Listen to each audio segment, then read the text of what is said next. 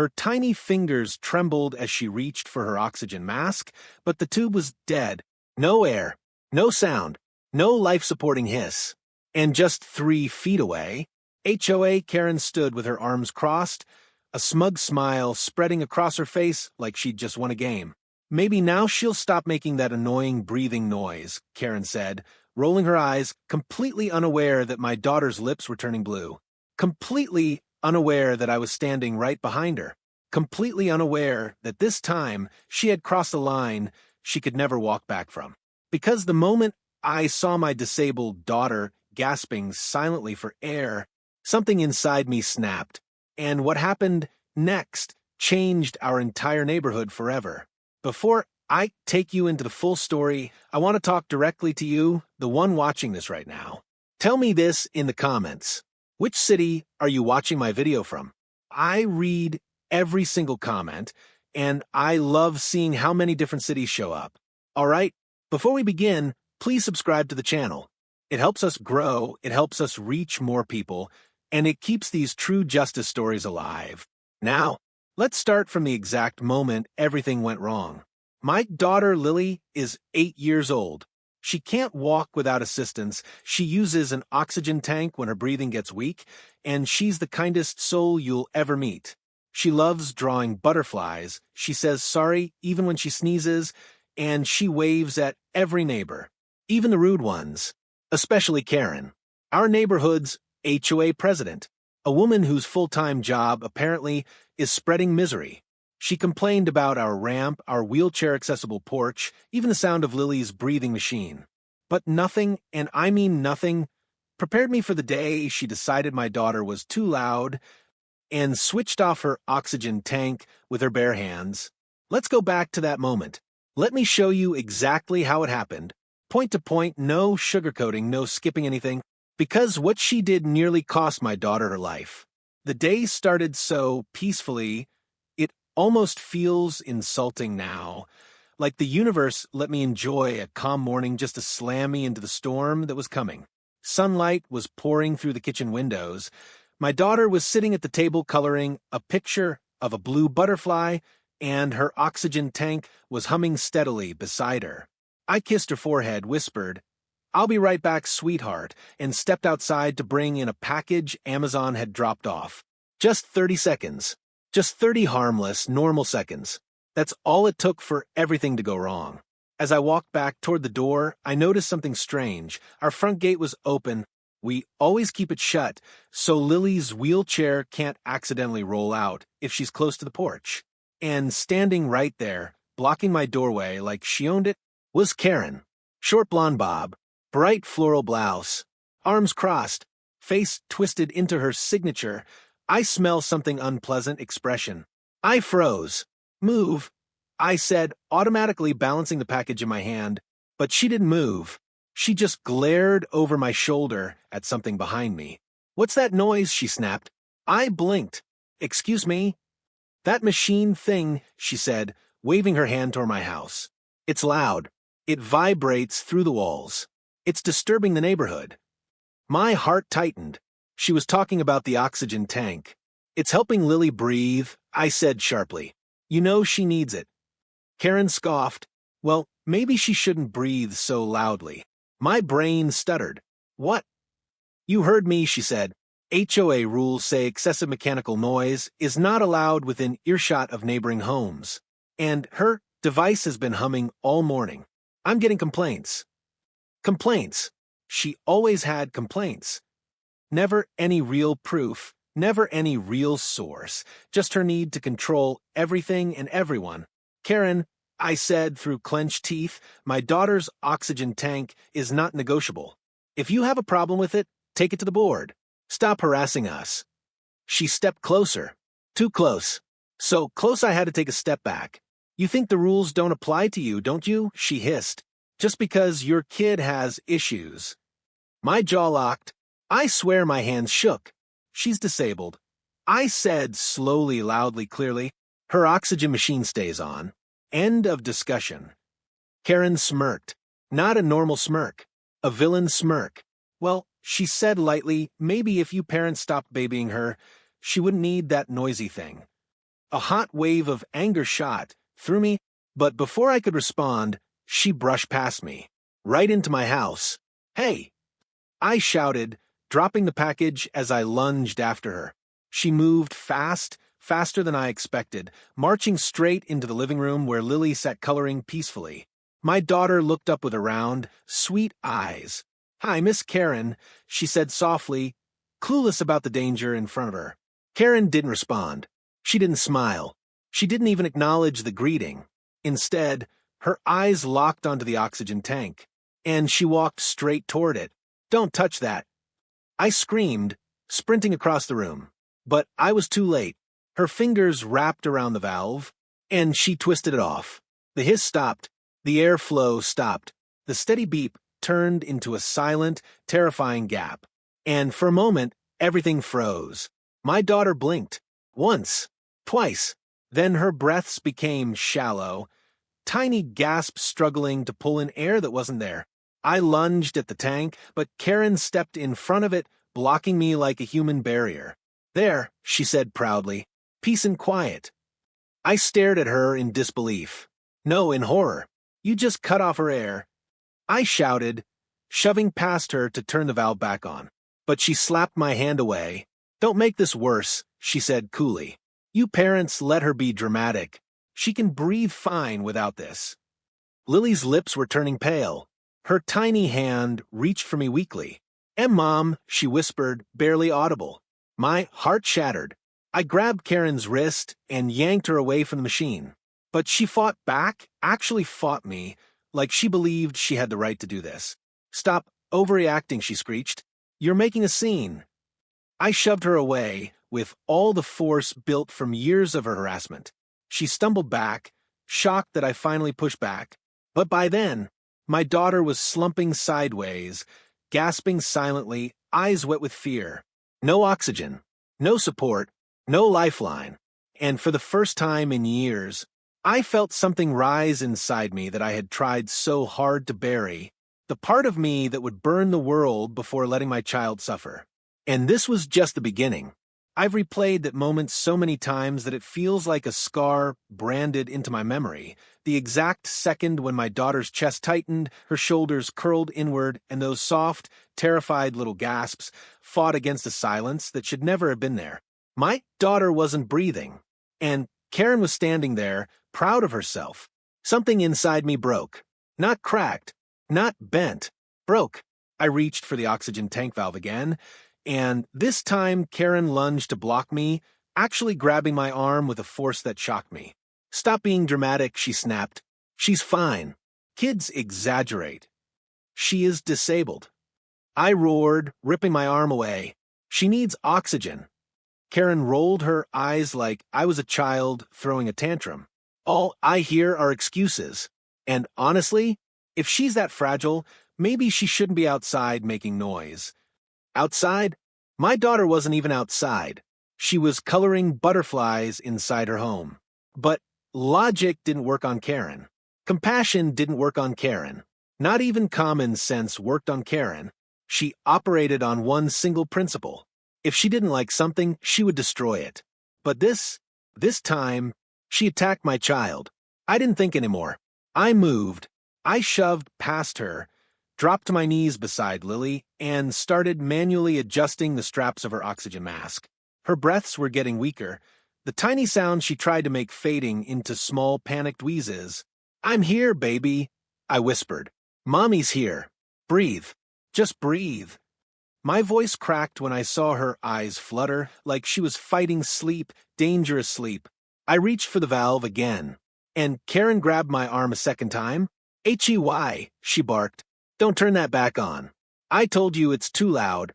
The HOA won't allow it." That word, loud, hit me like a slap. My daughter's struggle for air wasn't loud. Karen's cruelty was. "Move," I said quietly but with a tone that even I didn't recognize. "No," she snapped. "You're not allowed to break HOA policies just because you feel like it." I stood up slowly, and for the first time ever, Karen took a step back. Maybe it was my trembling hands. Maybe it was my eyes filling with tears. Maybe it was the way I stood between her and my daughter like a shield made of pure rage. "You're calling the HOA on an oxygen tank?" I asked, my voice low, steady, shaking only from the fire burning inside me. "It's disruptive," she insisted. "The humming keeps me awake. And that little puffing sound she makes, it's like whistling. The neighbors complained." "My daughter exists," I said through gritted teeth. "That's not a noise violation." Karen huffed. "Noise is noise. HOA policy. HOA policy does not outrank basic human life." There was a long pause, a heavy silence, and then Karen made the worst mistake of her life. She smirked. "Well, maybe it's better for everyone if she quiets down for a bit." I didn't hear anything after that. The rage inside me drowned the world out. I stepped around Karen so fast she didn't have time to react, grabbed the oxygen tank, and twisted the valve open.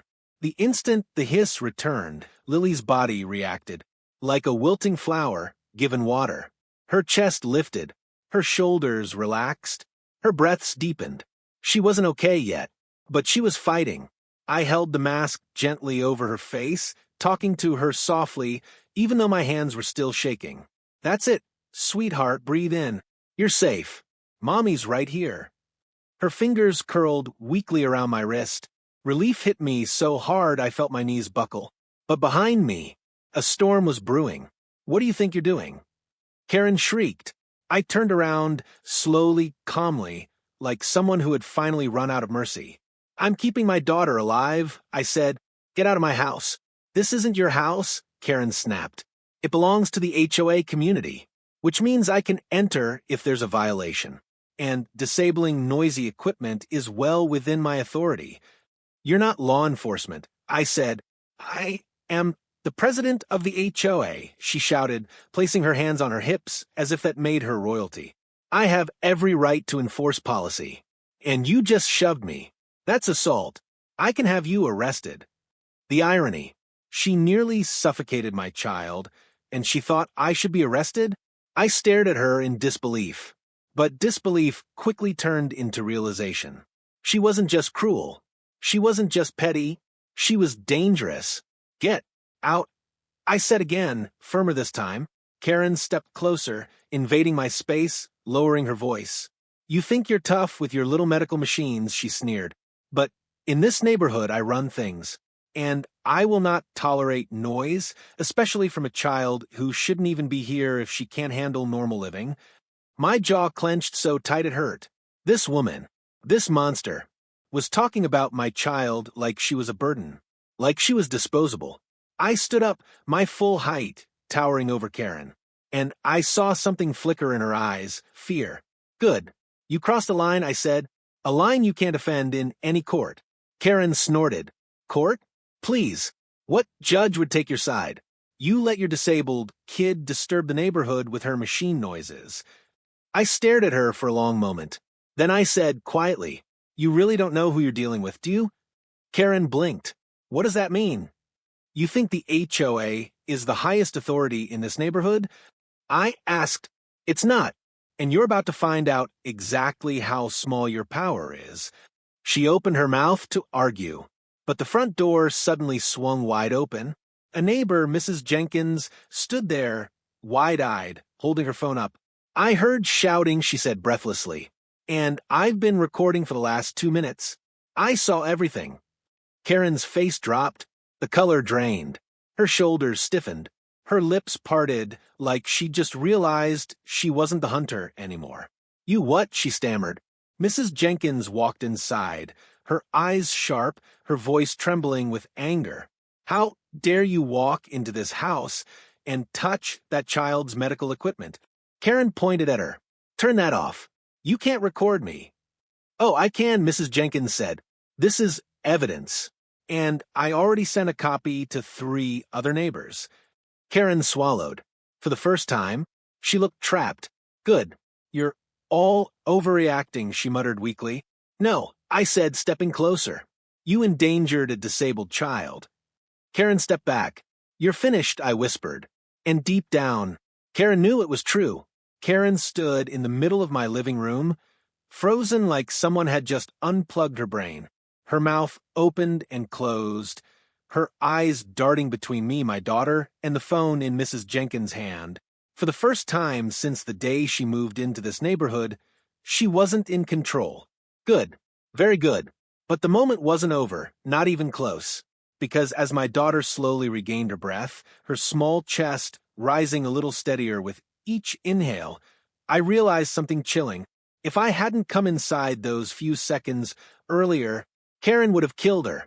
Not metaphorically, not emotionally, literally. And as that thought sank into my bones, my rage sharpened into something clearer, colder, and infinitely more dangerous. Justice.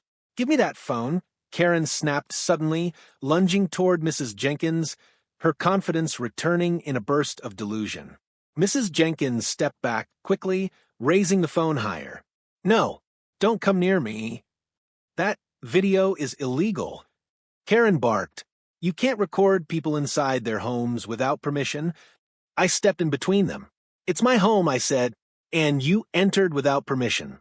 That makes the recording perfectly legal. Karen blinked rapidly, like the laws of reality were personally attacking her. It's a violation of HOA.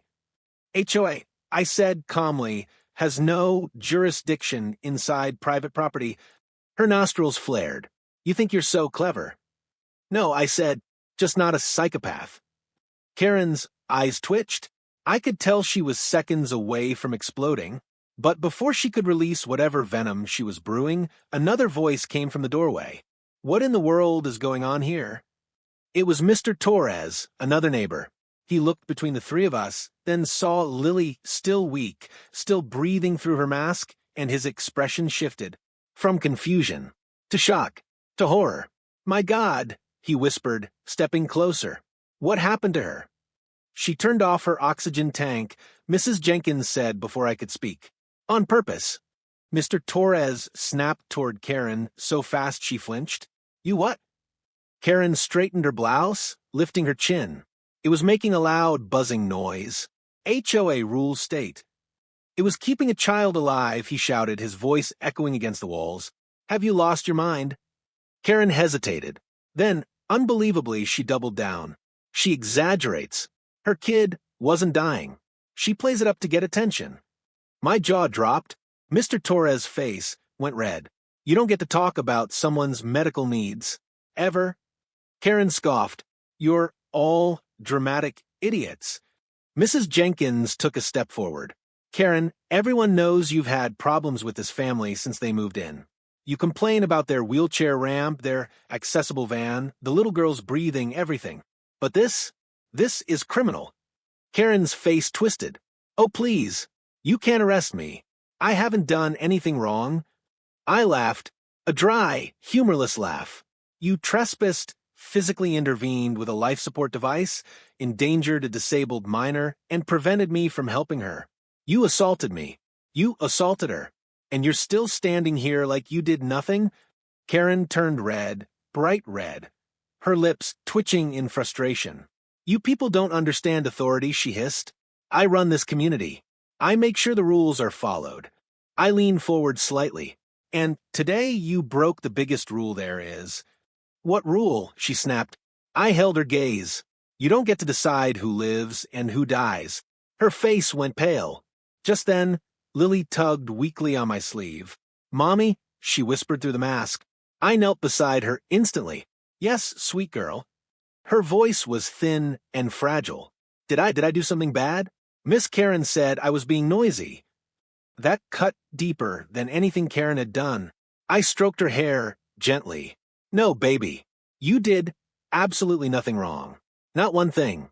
You're perfect. Karen scoffed loudly. Oh, stop babying her. I stood up so fast the room shifted. You should leave. Right now, I said, voice steady, dangerous, before this gets worse. Karen rolled her eyes. Oh, please. You need me more than I need you. I am this neighborhood. Mr. Torres shook his head. Not after today. Karen froze. He wasn't threatening her. He was promising her downfall.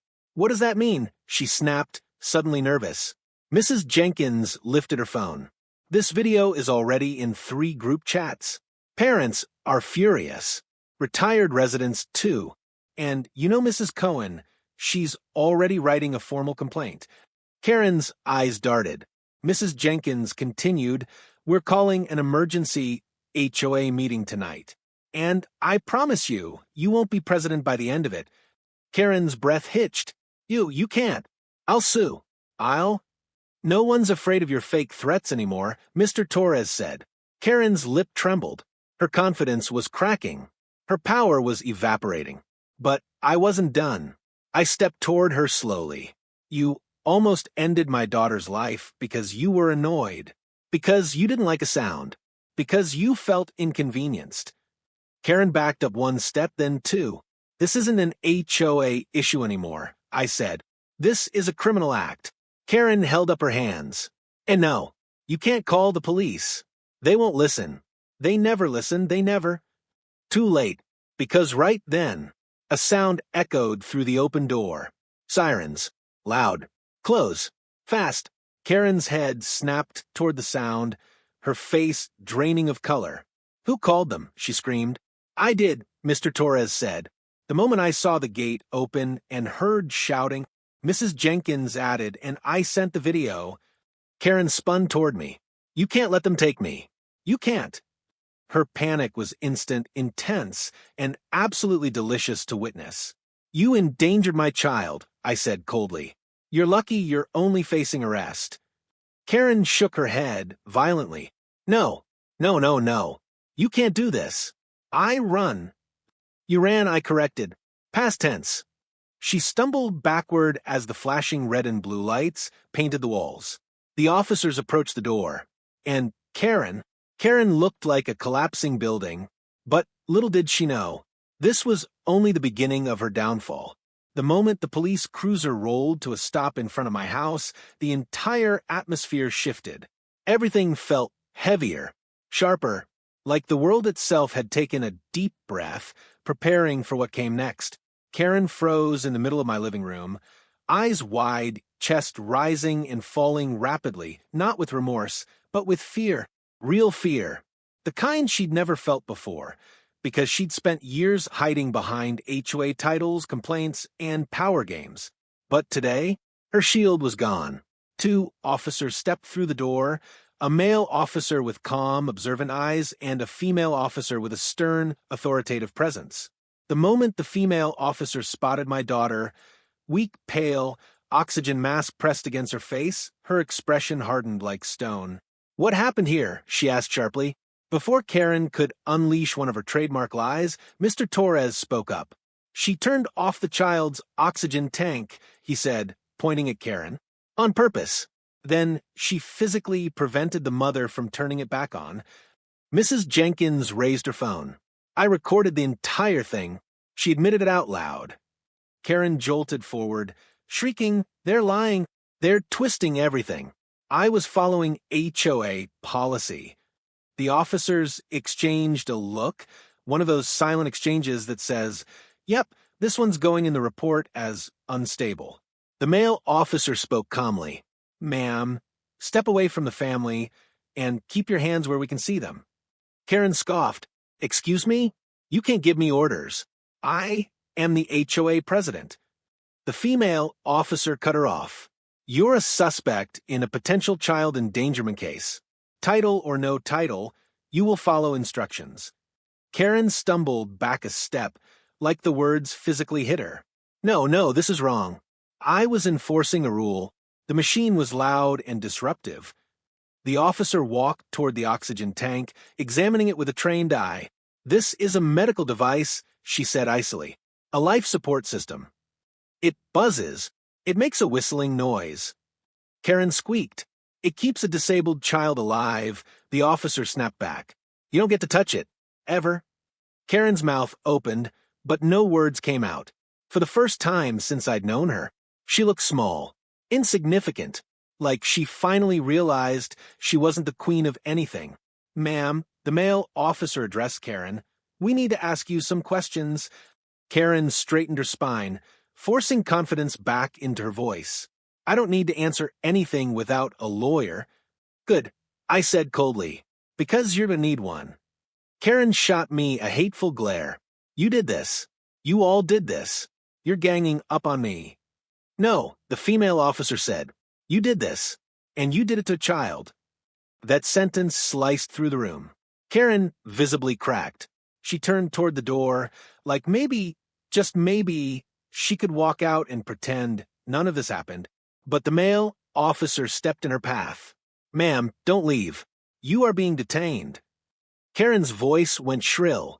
No, no, no, no. This is ridiculous. I'm the victim here. That child was being disruptive. That oxygen machine is against HOA policy. The female officer blinked slowly, exhausted by the stupidity. HOA policy, she repeated, does not override state law or medical necessity.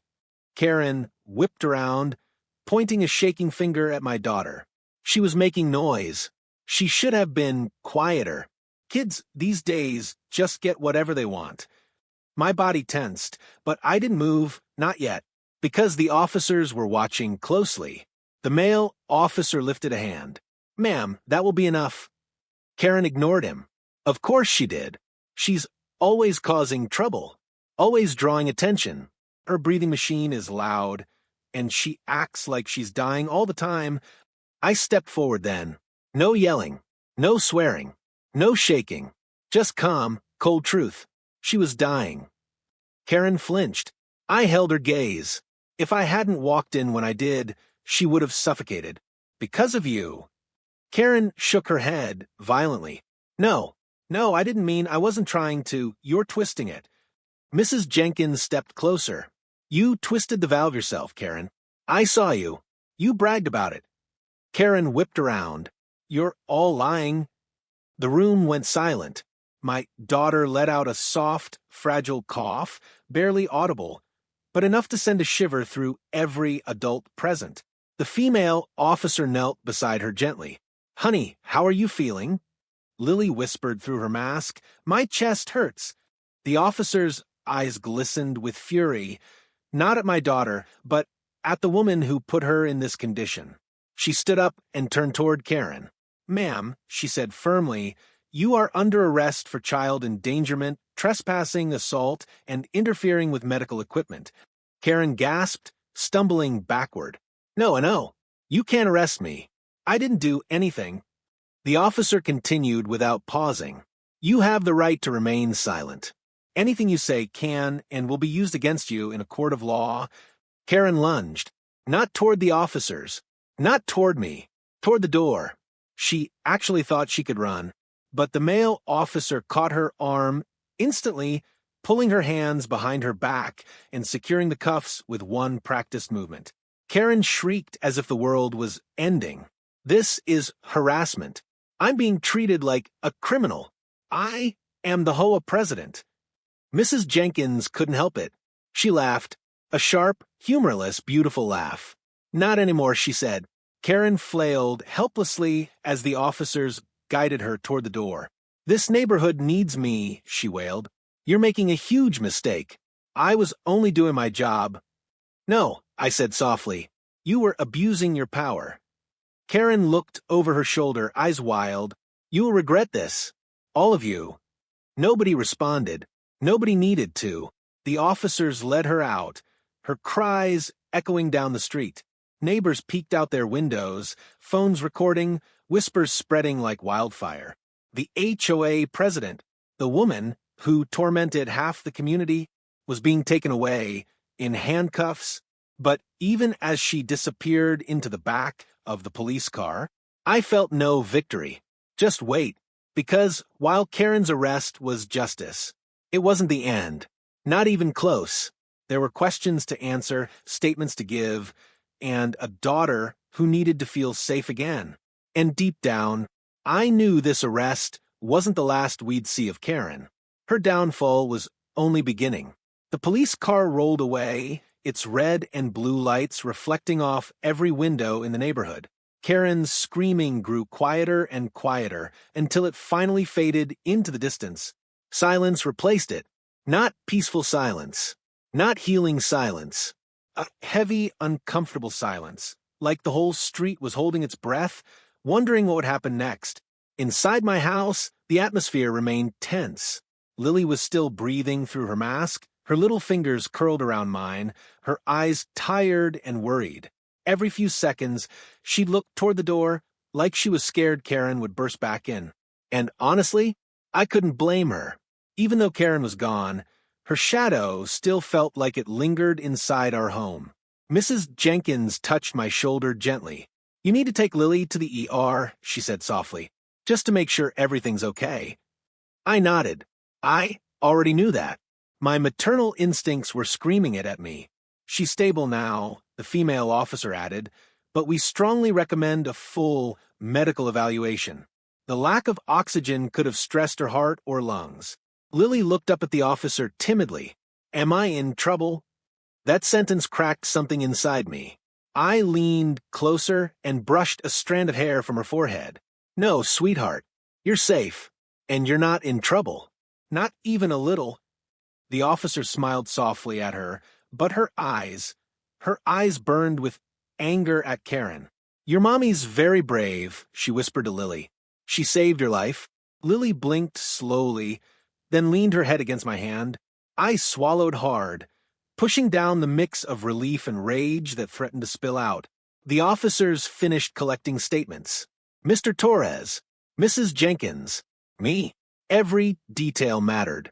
Every second counted. They documented the oxygen machine, took photos, asked questions, and made sure everything was recorded correctly. When they finally left, Mrs. Jenkins hugged me, a tight, warm, supportive hug that I didn't know I needed. "We're here for you," she said. "Whatever happens next, you're not facing it alone." I nodded, my throat tight. "Thank you, really." As soon as everyone left, I scooped Lily up gently and carried her to the car. She was still weak, so light it made my chest hurt. Every breath she took felt like a tiny prayer. The drive to the ER was quiet, no radio, no talking, just the steady sound of her breathing through the mask. Every so often she'd glance at the passenger window and whisper, "Is she coming back?" "No, baby," I said. "She's gone." But I didn't say what I was thinking. People like Karen always come back somehow. The ER was bright, sterile, and quick to react. Nurses checked her vitals, placed her on a monitored bed, ran tests, checked her oxygen levels, listened to her lungs. They were gentle and kind, explaining everything in soft voices. I sat beside her, holding her hand the entire time. A doctor entered, a middle-aged woman with kind eyes and a calm presence.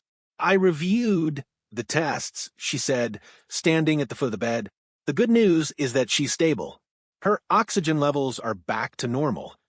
I exhaled for what felt like the first time in hours, but the doctor continued. "She did experience a short-term drop severe enough to cause stress to her respiratory system. She's young, so she'll recover, but she needs rest, observation, and no stress for a few days." Lily nodded sleepily, half asleep. "She didn't do anything wrong, right?" I asked quietly. The doctor's expression softened. "Of course not. This wasn't her fault. Not even remotely." That reassurance helped. A little. But my hands still trembled when I tucked the blanket around her. When we finally returned home later that evening, exhaustion hit me like a wave. I carried her to bed, placed her oxygen beside her, and watched as she fell into a deep, peaceful sleep. It should have felt like the end of the nightmare. But I knew the real storm was brewing outside, because the moment I stepped into the kitchen to grab some water, my phone started blowing up. The neighborhood group chats, the ones Karen practically lived in, were exploding. Did Karen really get arrested? Is it true she hurt the little girl? I saw the video. She twisted the valve herself. We need to remove her from the HOA board immediately. I can't believe she walked into someone's house like that. And then, emergency HOA meeting tonight at 8 p.m. My stomach nodded. Of course there'd be a meeting. Of course they'd want to address it right away. But as I scrolled through the messages, my hands froze on one comment from an unknown number. Karen's lawyer is already preparing a statement. She claims she was assaulted and acted in self-defense. I nearly threw my phone across the room. Self-defense? SHE nearly suffocated my daughter. SHE trespassed. SHE grabbed me first. SHE blocked me from helping my child, and she had the nerve to claim self-defense? No, no, no. I wouldn't let her twist this. Not this time. Not ever again. When 8 p.m. came, I logged into the HOA meeting via video call. I didn't want to leave Lily alone, even for a second. Dozens of faces filled the screen. Some tired, some angry, some shocked. The HOA vice president, Mr. Fulton, cleared his throat. I'll start by saying what we're all thinking, he said. Karen has crossed a line that cannot be forgiven. People murmured in agreement. Some nodded. Some looked disgusted. Mrs. Jenkins raised her hand. I've already shared the video with all members of the board. What she did wasn't a policy issue, it was criminal. Mr. Torres added, she endangered a child. That's not HOA business. That's a felony. The chat blew up with messages. Remove her. Fire her. Ban her. Take away her authority permanently. Then Mr. Fulton turned his camera on me. Would you like to say anything before we begin the vote? I swallowed, glanced toward my daughter sleeping peacefully in the next room, and nodded. Yes, I said, I want to tell the truth. Everyone went silent. I spoke clearly, evenly, without tears, because this part wasn't about emotion. It was about facts, evidence, justice. I told them everything, from the moment I walked outside to the moment the police took her away. Not a single person interrupted. Not a single person defended her. When I finished, the meeting stayed silent for a long, long moment. Then Mr. Fulton said, let's vote. It took less than a minute. Unanimous. Karen was officially removed from the HOA board. But even with her gone, a cold truth settled over me. This wasn't over. Because people like Karen don't just disappear. They fight. They lie. They twist the narrative. And something inside me whispered, round 2 was coming. And next time, she wouldn't just be fighting the neighborhood. She'd be fighting the law. The sun hadn't even risen when my phone buzzed with the first message. Then another, and another, and another. By the time I rubbed my eyes and sat up in bed, more than 40 notifications were waiting for me, emails, texts, voicemail, alerts, HOA group chats erupting like wildfire. But one message stood out. Short, cold, unmistakably threatening. This isn't over. K. I stared at it for a long moment, my jaw tightening. Karen, released on bail, already lashing out, already planning her revenge. I glanced at my daughter asleep beside me, soft breaths, oxygen humming gently, her tiny face peaceful at last. And right then, something inside me shifted. I wasn't scared. Not anymore. I was done reacting. Done waiting. Done letting Karen dictate the chaos. This time, I would be the one to finish it. By noon, the neighborhood had turned into a buzzing hive of rumors. People walked their dogs slower than usual, peeking toward my house, whispering to each other with wide eyes. Some even knocked on my door just to say they were sorry. Karen's behavior was unacceptable. We're with you. She should never come back to this neighborhood again. If you need anything for your daughter, food, help, anything, just tell us. And for the first time since moving here, I actually felt supported. But support couldn't erase the reality. Karen was out. Karen was angry. And Karen was dangerous. I called the police officer from the previous night, the woman who had arrested Karen. She picked up on the second ring. Hello. It's me, I said quietly. We got a message from her. I read the text aloud. The officer's tone sharpened instantly. That violates her bail agreement. She's not allowed to contact you at all. So, what happens now? I asked, we'll issue a warrant. And this time, she won't walk out so easily. Relief washed over me like a slow, warm tide. But the officer wasn't done. And one more thing, she added, the DA wants to move forward with charges. They're taking this case very seriously. My breath caught in my throat. What does that mean for us? It means, she said gently, you're not just fighting Karen alone anymore.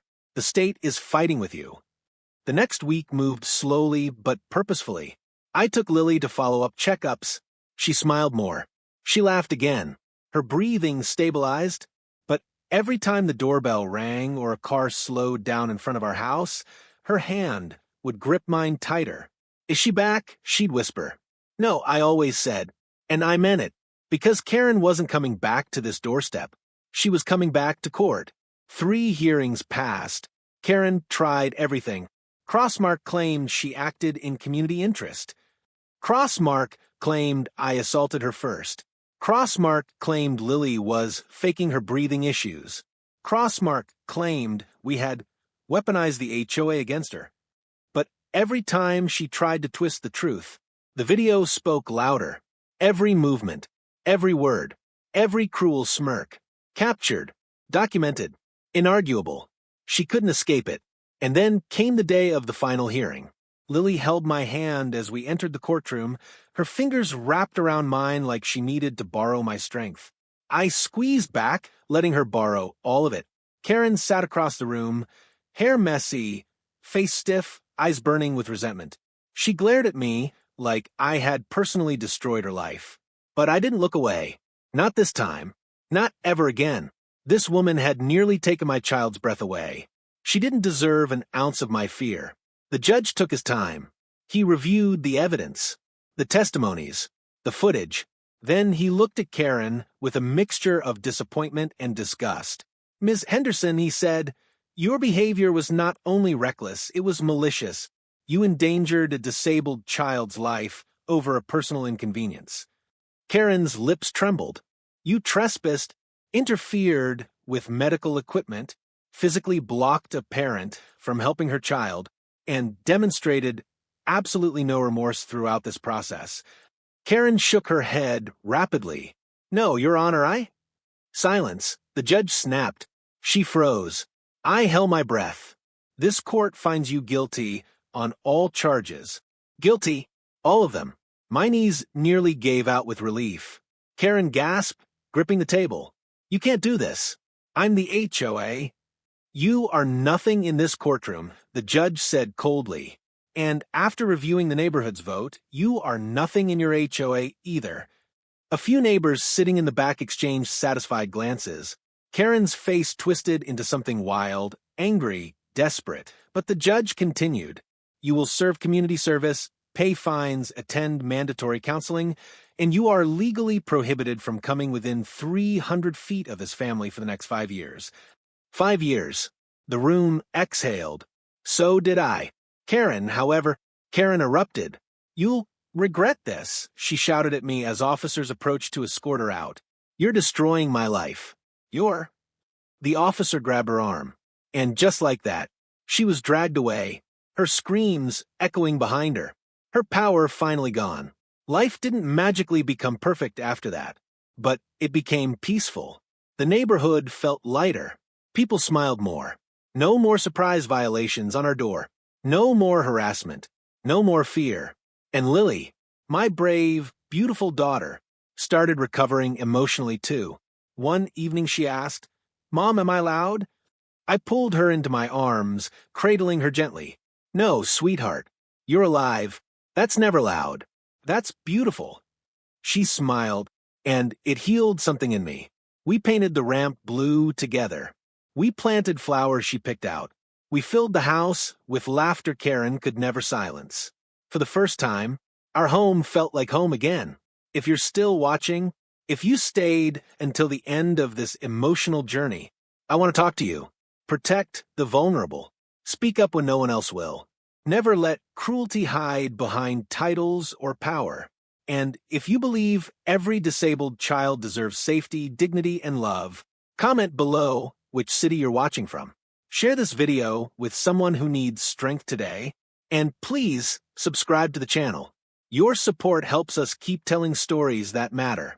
Stories that give a voice to the voiceless. Stories that remind the world that kindness wins, even against the worst villains. Thank you for watching. Stay strong. Stay kind.